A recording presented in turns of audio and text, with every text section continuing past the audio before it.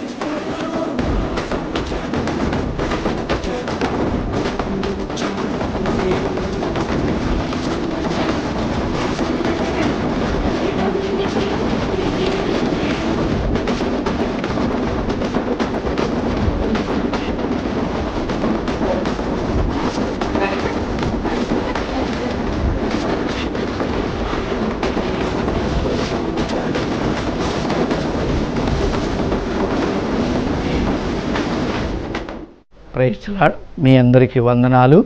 యేసులోని రక్షణ టీవీ కార్యక్రమాన్ని వీక్షిస్తున్న మీ అందరికీ ప్రభు పేరట శుభాకాంక్షలు మీకు తెలియజేస్తూ, దయగలిగిన తండ్రి కుమార పరిశుద్ధాత్మ త్రియేక నామములో ప్రభువా మిమ్మలను ఆశ్రయిస్తున్నాను. ఎందుకంటే ప్రభువా ఈ టీవీ ఛానల్ ద్వారా ప్రభువా మాట్లాడుతుండగా ప్రభువా నీ బిడ్డను అభిషేకించండి. మీ ప్రతినిధిగా అనేక మంది రక్షణార్థమై ప్రభువా నా తండ్రి బలమైన సాధనంగా ఉపయోగపడినట్లుగా నీ బిడ్డని నిలబెట్టుకుని బలంగా మీరు వాడుకోండి. ఈ ఛానల్ ద్వారా ఎంతమంది అయితే ప్రభువా మరి వినుచున్నారు వారందరూ కూడా రక్షణ పొందినట్లుగా, యేసులోని రక్షణ ఉందని ప్రభువా ఈ ఛానల్ ద్వారా ప్రభువా ఎవరైతే వీక్షించున్నారో వాళ్ళందరూ కూడా గ్రహించినట్లుగా ఆశీర్వాదకరంగా ఉండటానికి నీ కృప నీ సన్నిధి బిడ్డలకు ఇవ్వండి. మా దేశాన్ని మా రాష్ట్రాన్ని మరి కాపాడండి ప్రభా. యేసు నామములోని రక్షణ గ్రహించినట్లుగా ఈ కార్యక్రమం అంతట్లో ప్రభా మీరే మీ అధ్యక్షతలో నడిపించి కొనసాగించమని యేసు నామంలో ప్రార్థించి బతిమలు అడుగుచున్నాం మా పరమ తండ్రి. ఆమేన్, ఆమేన్.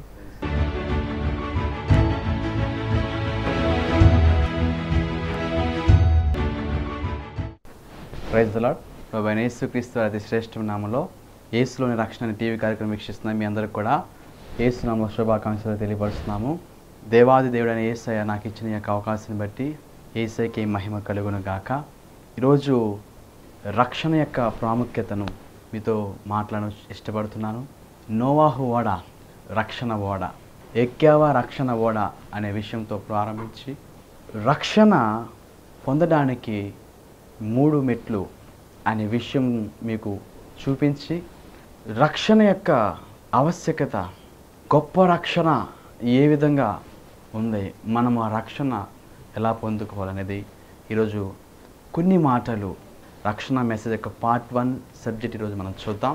ఆదికాండము 7వ అధ్యాయము అలాగే 8వ అధ్యాయము మనం చూసినట్లయితే అక్కడ దేవుడైన యెహోవా నోవాహు గారితో మాట్లాడినట్టుగా మనం చూస్తాం. దేవుడు చూసినప్పుడు భూమి మీద చెడుతనము పెరిగిపోయింది.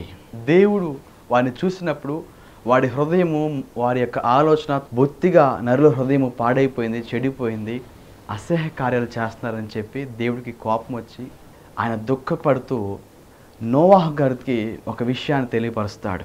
నోవాహు, ఒక ఓడను సిద్ధపరచుకో, ఆ ఓడలోకి ఎవరైతే వస్తారో వారందరూ రక్షణ పొందుతారు అని దేవుడు మాట్లాడినప్పుడు నోవాహు దేవుడి మాటకి విధేయుడై దేవుడు చెప్పినట్లుగా విశ్వాసంతో ప్రారంభించాడు. దానికి కావలసిన కలప సామాగ్రి అన్నిటిని కూడా ప్రయాసతో సిద్ధపరిచి ఒక ఓడని తయారు చేయటం అనేది మనం చూస్తాం. అక్కడ దేవుడు చెప్తాడు కదా, 40 పగళ్ళు 40 రాత్రులు భయంకరమైన జలప్రలయం రాబోతుంది, ఈ ప్రజలందరూ కూడా నేను తుడిచివేయబోతున్నాను, ఎవరైతే ఓడలోకి వస్తారో వారు తప్ప అందరూ కూడా జలప్రలయంలో నాశనం అయిపోబోతున్నారని చెప్పినప్పుడు దేవుడు మాట విని నోవాహు ఓడ తయారు చేయడం ప్రారంభిస్తాడు. ఒక పక్కన ఓడ తయారు చేస్తూ సువార్త చెప్తూ ప్రారంభించాడు. అయ్యా, జలప్రలయం రాబోతుంది, మీరు మీ కుటుంబాలు అందరూ కూడా సిద్ధపడి ఓడలోకి రావాలి, లేకపోతే భయంకరమైన జలప్రలయం అని చెప్తున్నప్పుడు నోవాహు గారి మాట లెక్క చేయలేదండి.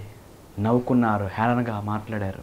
వర్షం పడతామనేది లేదు, జలప్రలయం అంటాడేంటి, ఓడ ఎక్కడన్నా తీసుకెళ్ళి ఏటి ఒడ్లో సముద్రం ఒడ్డు దగ్గర చేస్తాడు, ఇదేంటి ఓడ తీసుకొచ్చి ఊరి మధ్యలో చేస్తున్నాడు అని రకరకాలుగా జలప్రలయం అంట, ఓడ అంతా నాశనం అయిపోతామంట, రకరకాలుగా మాట్లాడుతున్నారు. ఆనాడు కూడా ప్రజలు రక్షణ సువార్తనే హేళనగా మాట్లాడి ఉన్నారు. అందుకే బైబిల్ ఉంటుంది కదా, సిలువను గూర్చిన మాట నశించున్న వారికి వెరితనంగా ఉంటుంది, కానీ రక్షించబడిన వారికి మనకు దేవునికి శక్తి ఉంది. అయితే నోవాహు మాత్రము తన విశ్వాసంతోనే ప్రభు అడుగుజాడలు నడుస్తూ ఓడను సిద్ధపరుస్తున్నాడు.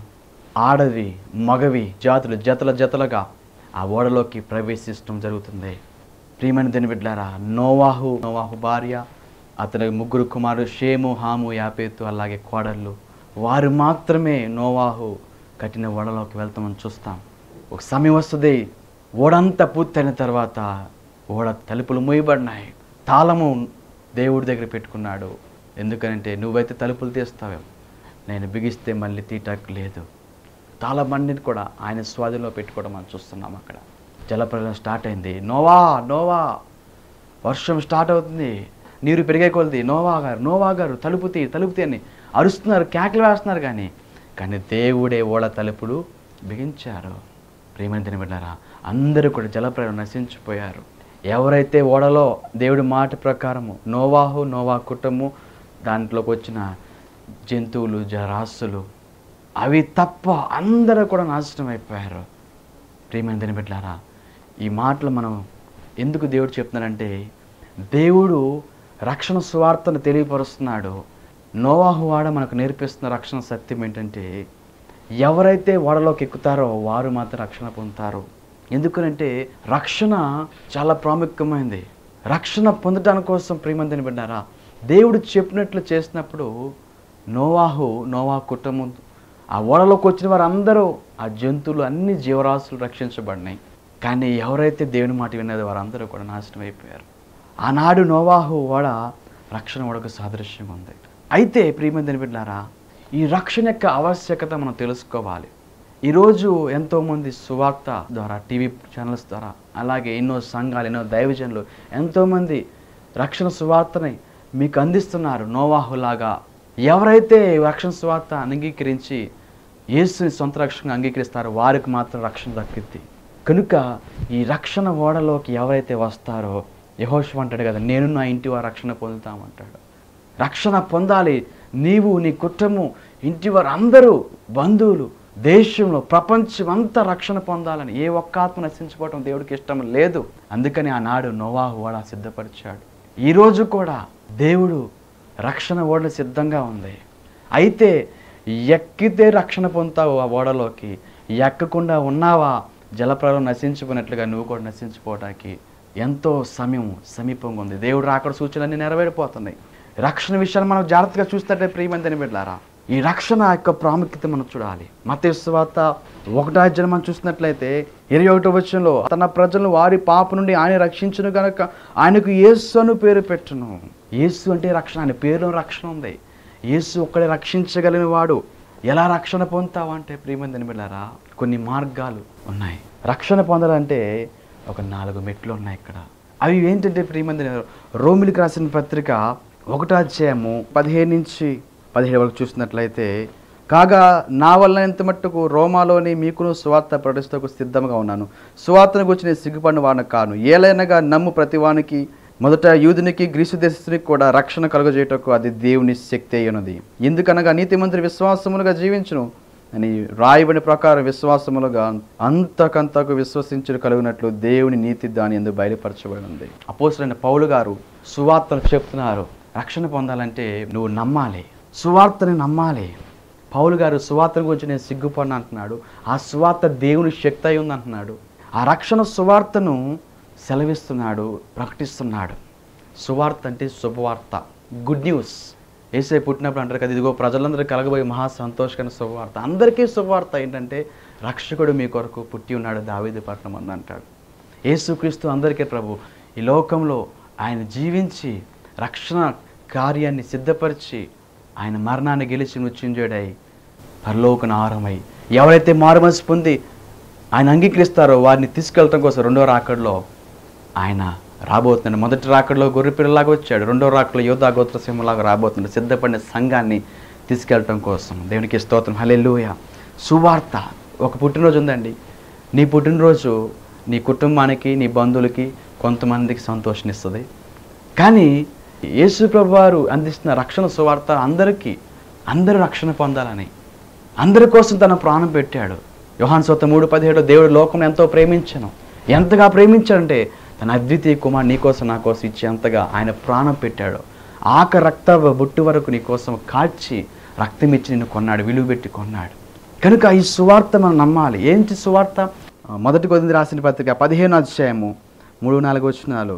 నాకు ఈవెన ఉపదేశం మొదట మీకు అప్పగించుతుంది. అదేమనగా లేఖనం ప్రకారం క్రీస్తు మన పాప నిమిత్తం మృతి చెందును, సమాధి చేయబడును, లేఖనం ప్రకారం 3వ దినము లేపబడను. దేవునికి స్తోత్రం, హల్లెలూయా.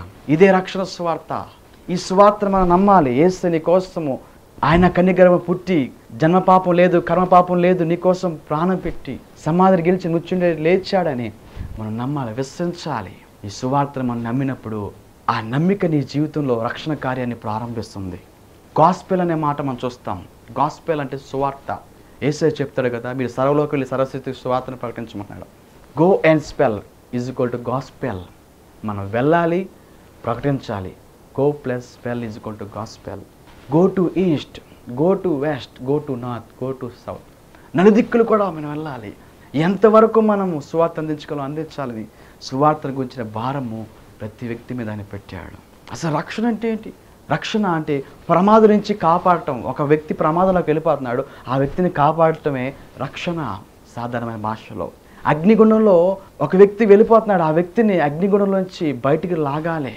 నరకమైన అగ్నిగుండం ఉంది, అరుస్తున్నాడు, తగలబడిపోతున్న ఆ వ్యక్తి, కాపాడండి కాపాడండి అంటున్నాడు. ఆ వ్యక్తికి ఏం కావాలంటే డబ్బు అవసరం లేదు, ఆస్తి అవసరం లేదు, వెండి బంగారం అవసరం లేదు, ఏం అవసరం లేదు. కానీ అతనికి రక్షించే రక్షకుడు కావాలి. అదే రక్షణ. ప్రమాదం నుంచి రక్షించే వ్యక్తిని రక్షకుడు అంటాడు. ప్రతి మనిషి జన్మతో పాపి, జన్మ లగాతే శుద్రం కర్మ దైవిజ్ఞం అన్నాడు. ప్రతి మనిషి జన్మతో పాపి అయి ఉన్నాడు. ఆ జన్మ పాపము లేని వ్యక్తి యేసుక్రీస్తు వారు. రోమిలకు రాసిన పత్రిక 3:23లో అందరూ పాపం చేసి దేవుడి గురించి మహిమను పొందలేకపోతున్నారు అంటున్నాడు. మహిమ రాజ్యం ఉంది. ఆ రాజ్యంలోకి వెళ్ళాలంటే పాపిగా ఉన్న మనిషి పరలోక రాజ్యం వెళ్ళటం అసాధ్యం. రోమిలకు రాసిన పత్రిక 6:23లో పాపం వల్ల వచ్చి జీతం మరణం అంటున్నాడు. ఆ మరణంలోంచి రక్షించడం కోసమే యేసుక్రీస్తు వారు నీ కోసం ప్రాణం పెట్టి ఆయన రక్షణను నీకు అనుగ్రహించి ఉన్నాడు. కాబట్టి పాపం లేని వ్యక్తి దేవుడిగా ఈ లోకానికి రావాలి. కామ, క్రోధ, లోభ, మోహ, మద, మత్సరము లేని దేవుడు ఎవరన్నా ఉన్నారంటే ఒకే ఒక్క దేవుడు, ఆయన యేసుక్రీస్తు ప్రభువారు. దేనికి స్తోత్రం, హల్లెలూయా. ఆ యేసుక్రీస్తు ప్రభువారు ఒక్కడ మాత్రమే మనిషిని రక్షించగల రక్షకుడు. యేసు రక్తం ప్రతి పాపం నుంచి మనల్ని పవిత్రంగా చేస్తుంది అని మనం నమ్మాలి ప్రియమైన బిడ్డలారా. ఆ రక్తంలో మనం కడగబడాలి. ఎందుకంటే రక్తం చిందించడం మోక్షం లేదా అంటున్నాడు. Sacrifice is the main aid to the man అంటున్నాడు. యజ్ఞే సర్వం ప్రాప్తిరస్తు. సాక్రిఫైస్ ద్వారానే అని మన వేదాలు సెలవిస్తున్నాయి. రక్తం ఎలాంటి వ్యక్తి రక్తము ప్రియమైన బిడ్డలారా? ఎవరు రక్తం పడితే ఆ రక్తం వల్ల మోక్షం ప్రసాదించబడతాం అనేది జరగదు. ప్రజాపతి దేవిజ్ఞం ఆత్మానం యజ్ఞం కృత్యం ప్రాయశ్చిత్.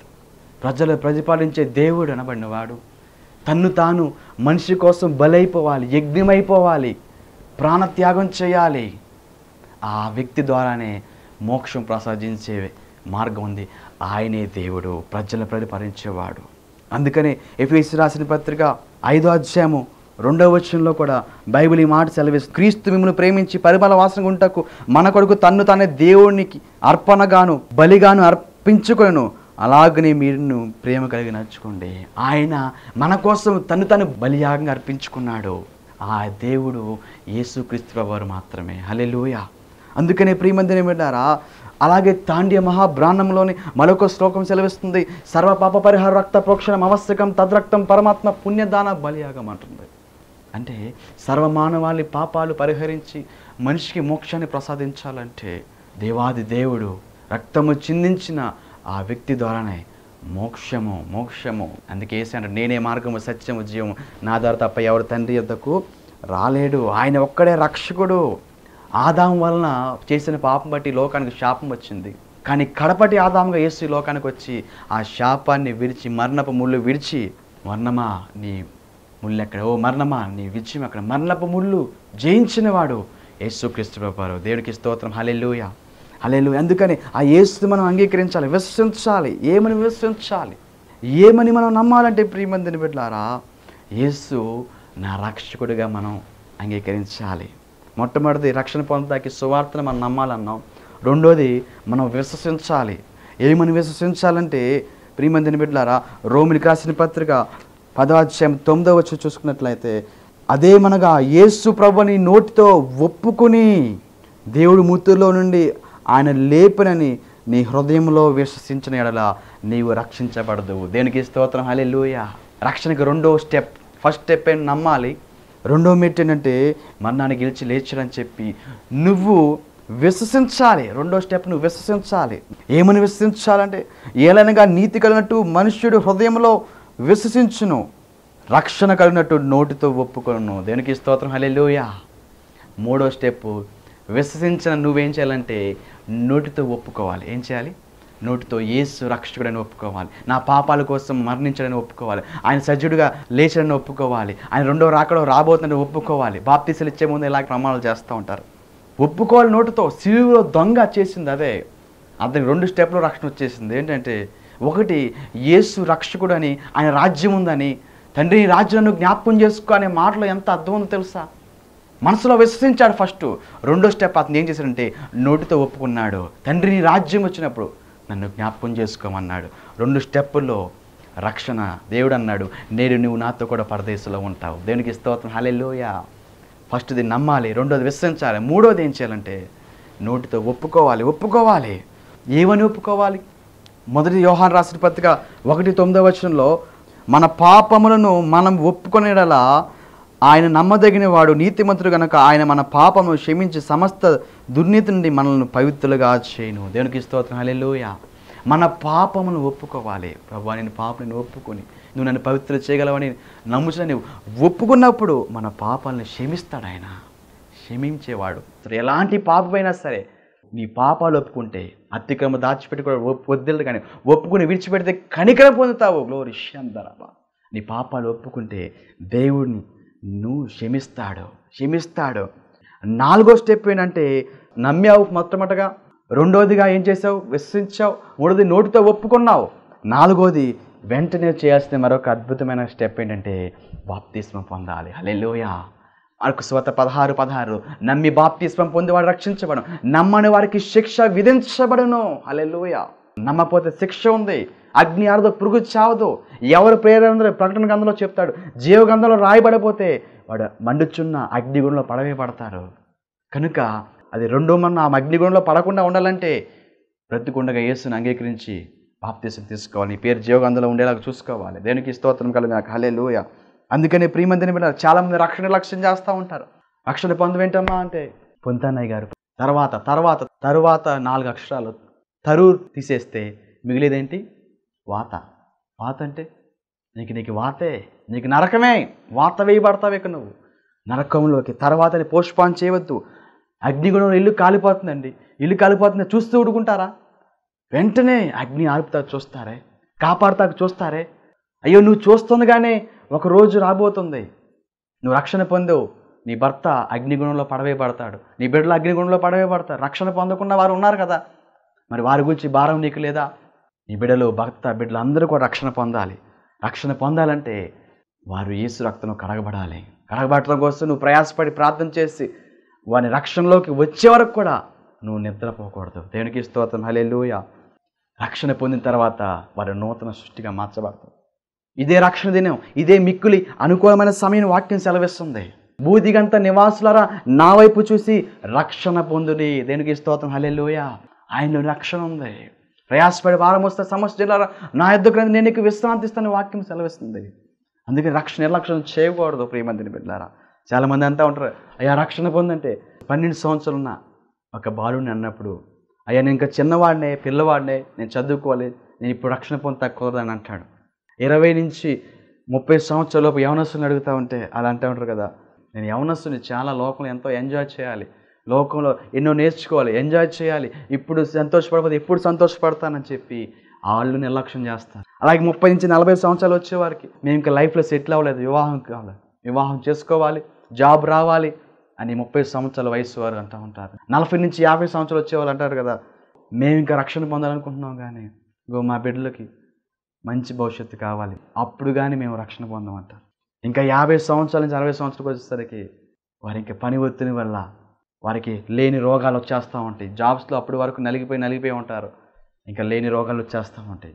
ఇంకా 60 నుంచి 70 సంవత్సరాలకు వచ్చేసరికి వాళ్ళు ఇంకా ఉన్న రోగాలు తగ్గించుకుంటారా, శరీరంలో బలమంతా ఉడికిపోయి చాలా దీనస్థితిలోకి వెళ్ళిపోయి పండు వృద్ధాప్యంలోకి వెళ్ళిపోయిన తర్వాత నడవలేక వారు ఇంకా మందినికి రాలేదు, దేవుని ఆరాధన చేయలేరు. ఇంకా చివరికి మిగిలింది పరదేశులము ప్రియులారా పాట పాడుకుంటారు తప్ప వారికి ఇంకా అవకాశం లేదు. రక్షణ నిర్లక్ష్యం చేయొద్దు. ఏ సమయం ఎలా ఉంటుందో తెలియదు. రక్షణ పొందిన తర్వాత నువ్వు నూతన సృష్టిగా మార్చబడతావు. కొరింథీ 5:17లో క్రీస్తు యేసునందుంటే నువ్వు నూతన సృష్టి, పాతవి గతించిన సమస్తం కొత్తవైపడతావు. రక్షణ పొందావంటే ఒక నూతన సృష్టిగా నువ్వు మార్చబడతావు. ఎఫెసీయులకు రాసిన పత్రిక 1:3 రక్షణ పొందిన తర్వాత నూతన సృష్టిగా మార్చబడిన తర్వాత దేవుని ఆత్మచేత నువ్వు ముద్రించబడతావు. ఒక నోటు ఉందనుకోండి, ఆ నోటు మీద స్టాంప్ వేస్తేనే, అధికార ముద్ర వేస్తేనే, గవర్నమెంట్ది సీల్ ఉంటేనే ఆ నోటుకి 100 రూపాయలైనా 500 1000 రూపాయలైనా దానికి ఉపయోగం. అలాగే నువ్వు ఆత్మచేత ముద్రించబడతావు రక్షణ పొందిన తర్వాత. కనుక ప్రియమందిని బిడ్డలారా, ఈ రక్షణను నువ్వు చాలా జాగ్రత్తగా నీ జీవితాల్లో నువ్వు అన్వయించుకోవాలి. రక్షణ చాలా ప్రాముఖ్యమైనది. ఈ రక్షణ లేకపోతే భయంకరమైన అగ్నిగుండం సిద్ధంగా ఉంది. మొదటి ఆదాము చేసిన పాపం వల్ల ఆదాము తన వస్త్రాన్ని కోల్పోయాడు. ప్రియమందిని బిడ్డలారా, ఆదాము అవ్వ దేవుడిచ్చిన మహిమ వస్త్రాన్ని కోల్పోయారు.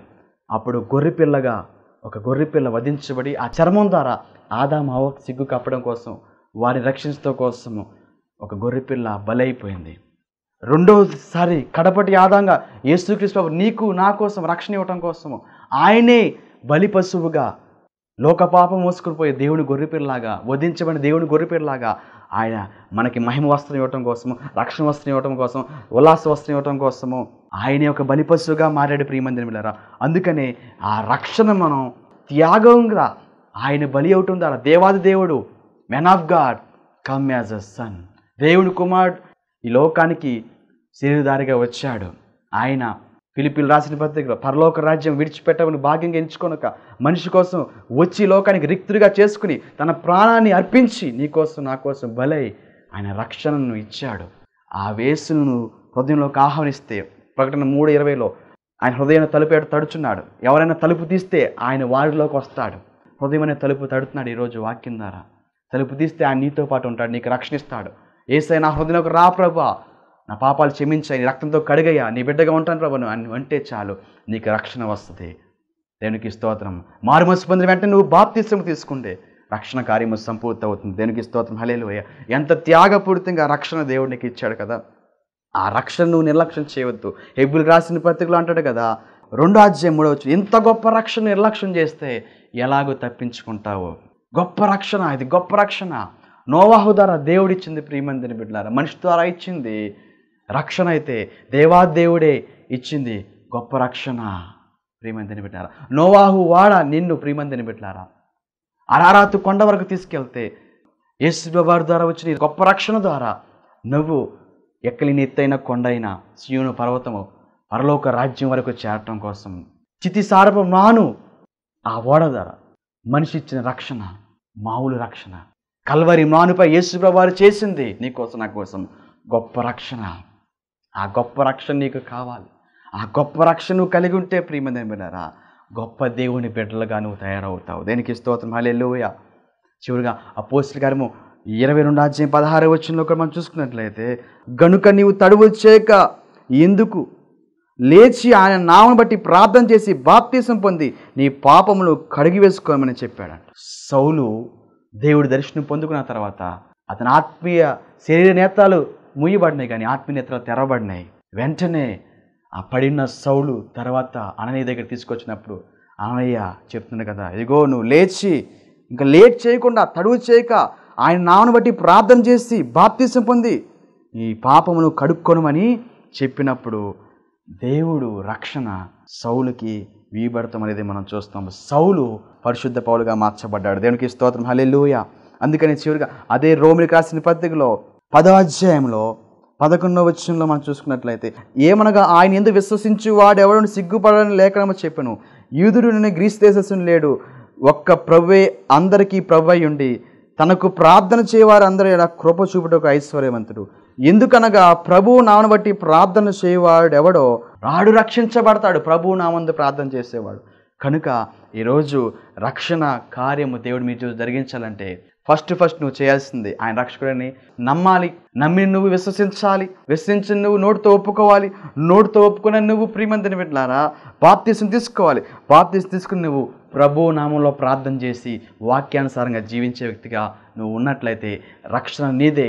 రక్షణ ఓడలోకి వస్తే నోవాహు తన కుటుంబం రక్షించబడినట్టుగా నీవు నీ కుటుంబం రక్షణ ఓడలోకి ఎక్కినట్లయితే రక్షణ పొందుతావు. దేవుడు నీ జీవితాన్ని ఆస్వాదించునుగాక. ఆమేన్.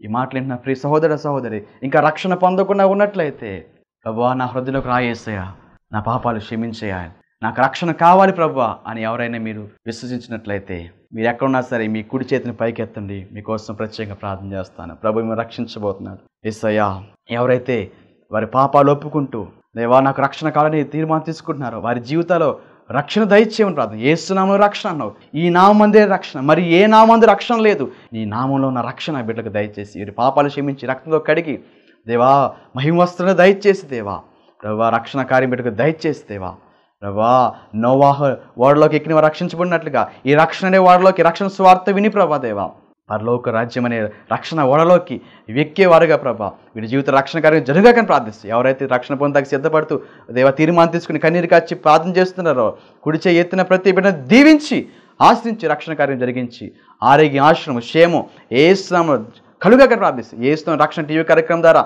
ఎవరైతే రక్షణ సువార్త వింటున్నారో ప్రభా ఈ నోవాహు ఓడ రక్షణ ఓడలో ప్రభా ఉన్న యొక్క గొప్ప శక్తిని ప్రభా రక్షణ బిడ్డకు దయచేయని ప్రార్థిస్తూ ఈ వాక్యం ప్రతి కుటుంబాన్ని పేరు పైన వస్తున్న ప్రతి సమస్య నుంచి విడుదల మేలు యేసునామ కలుగాకని ప్రార్థిస్తూ రక్షణ కలిగించమని యేసునామ రక్షణ ఉందని దేవా ఈ వాక్యం ద్వారా మాట్లాడిన విధానం బట్టి స్తోత్రాలు చెప్పుకుంటూ యేసుక్రీస్తు అతి శ్రేష్ఠనామములో ప్రార్థన సమర్పిస్తూ అడివేడుకున్నాం ప్రియ పరలోక తండ్రి. ఆమేన్. పరమ తండ్రి దేవుని ప్రేమ కుమారుడు యేసుక్రీస్తు కృప పరిశుద్ధాత్మిక అన్యోన్య సహవాసం ఇప్పుడు ఎల్లప్పుడూ సదాకాలం బిడ్డలందరికీ తోడి నడిపించి ఆశించి దీవించును గాక. Amen. Praise the Lord. God bless you. God bless you India. దేవుడి మిమ్మల్ని దీవించును గాక. ఆమేన్.